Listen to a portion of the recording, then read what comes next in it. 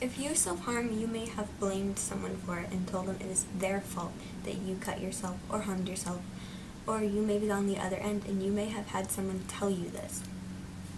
That's your fault. That is not okay at all. If someone is mean to you, it can certainly have a huge effect on your mental health and lead you to these unhealthy coping mechanisms, but nobody is forcing you to self-harm. It is not anybody's fault. I know how awful it feels if you self-harm, and I know that you want somebody to blame, but you should not be blaming your self-harm on anybody else.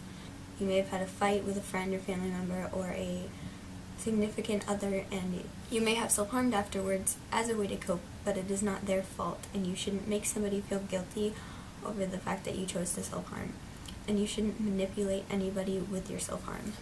You can't control somebody and tell them, if you do this or if you don't do this, I'm going to hurt myself. That is abusive behavior, and if someone's doing this to you, I suggest that you talk to them about it, and if they aren't going to stop, you might want to get outside help for this person. And if they're not going to be nice to you, I know that a lot of times you let someone's behavior go because you know that they're having a hard time. But just because someone's behavior is understandable doesn't mean it's excusable.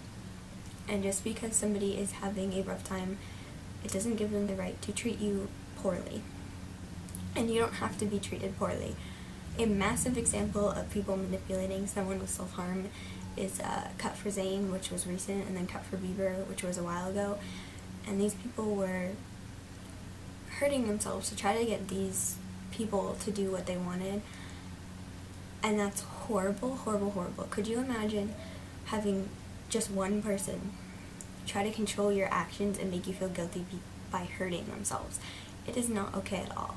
If someone's doing this to you, you should talk to them about it, and if they're not willing to change, you don't have to put up with that. It is not someone else's fault if you self-harm. It's not your fault if somebody you argued with self-harmed. If you self-harm, I encourage you to get help. I'll leave my self-harm videos down below, and I hope that everybody got my point with this video, because I've had a lot of people message me saying that their friend or somebody blamed them and said it was their fault and that they felt horrible about it. It's not your fault. These people are just having a really hard time. So I hope this was helpful, and I'll see you in my next video.